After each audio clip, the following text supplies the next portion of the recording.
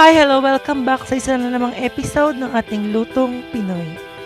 So, today tutorial, tuturuan ko kayo kung paano magluto ng kalderetang bibe ala Joy Bustos. And please don't forget to subscribe and click the bell button para updated kayo sa aking mga bagong videos. At huwag nyo na magkakalimutan mag-like at mag-comment sa baba. So, tara!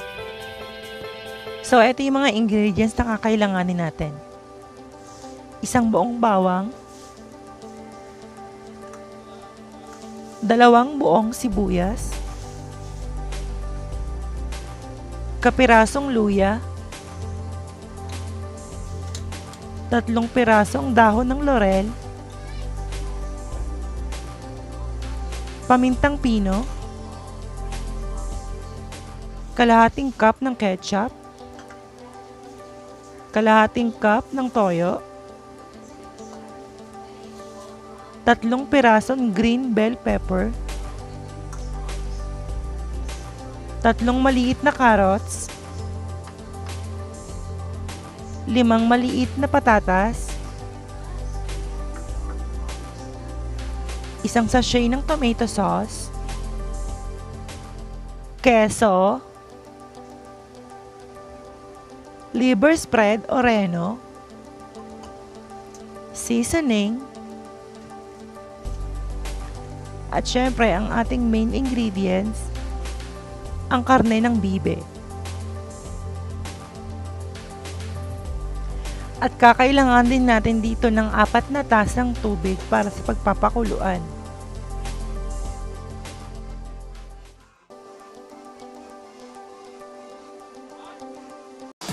First step, magpainit lang tayo ng mantika.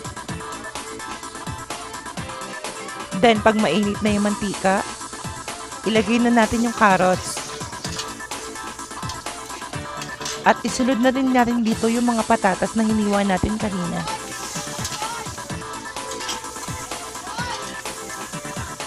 I-stir fry lang natin ito for about 10 minutes. After 10 minutes, i-set aside lang natin ito. At sa parehong cooking pan, doon na natin gigisahin ang ating garlic. Antayin lang natin ito mag golden brown. Then next, pwede na natin ilagay ang ating sibuyas.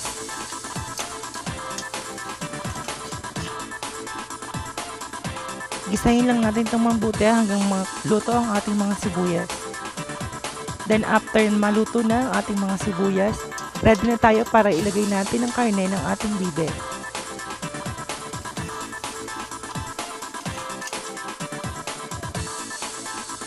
Gisahin lang natin ang karne ng hanggang 5 minuto. So after 5 minutes na pagigisa, ready na tayo para sa ating susunod na ingredients. Ilagay na natin ang paminta. Haluin lang natin ito ng konti. At pagkatapos, ilagay na natin ang ating toyo. Next, ang ating luya at ang ating dahon ng Laurel.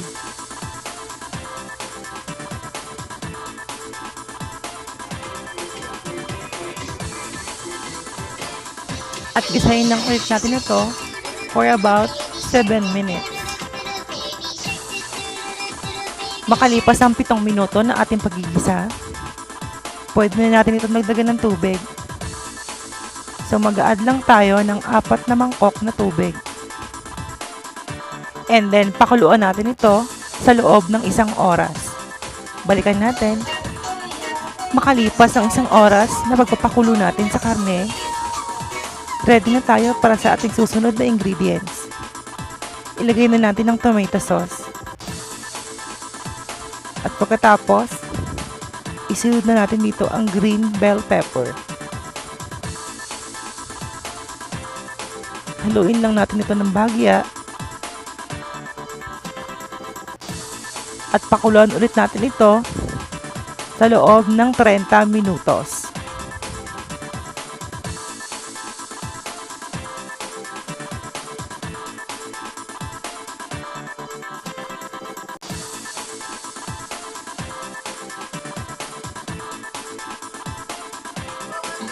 So after 30 minutes ng ating pagpapakulo, ready na tayo para magdagdag ng iba pang sangkap.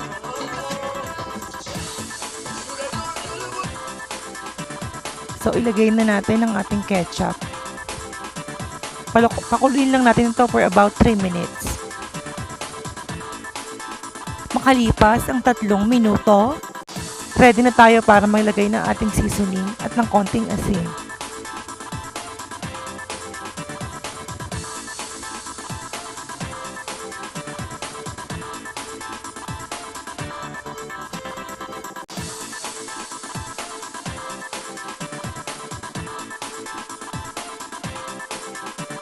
Antayin lang natin ulit itong kumulo.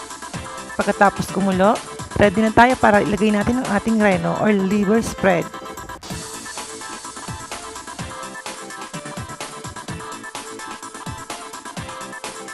Haluin lang natin itong mabuti.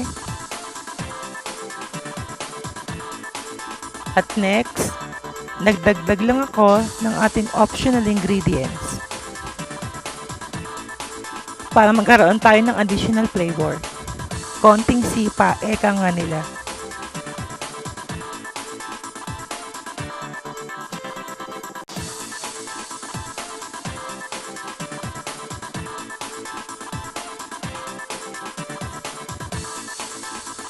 This time, pwede na nating hinaan ng apoy. So next na ingredients natin, ilagay na natin ang ating keso.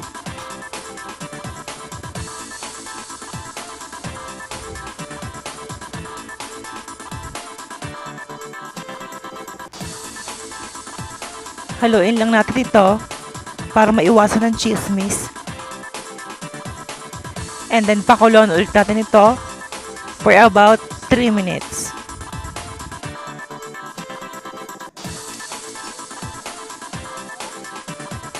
After 3 minutes, ready na tayo para ilagay natin ang mga naunang gulay na una nating niluto kanina. Haluin natin ito at takpan. Lutuin ulit natin ito for about 10 minutes.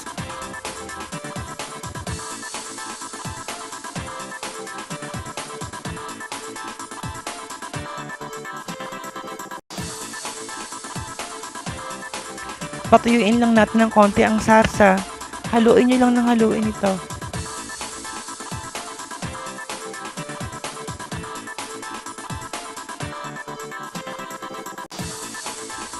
And finally, luto na ang ating kalderetang bibe ala Joy Bustos. So tara, kain na tayo! Thanks for watching! See you on my next episode, mga mamshi!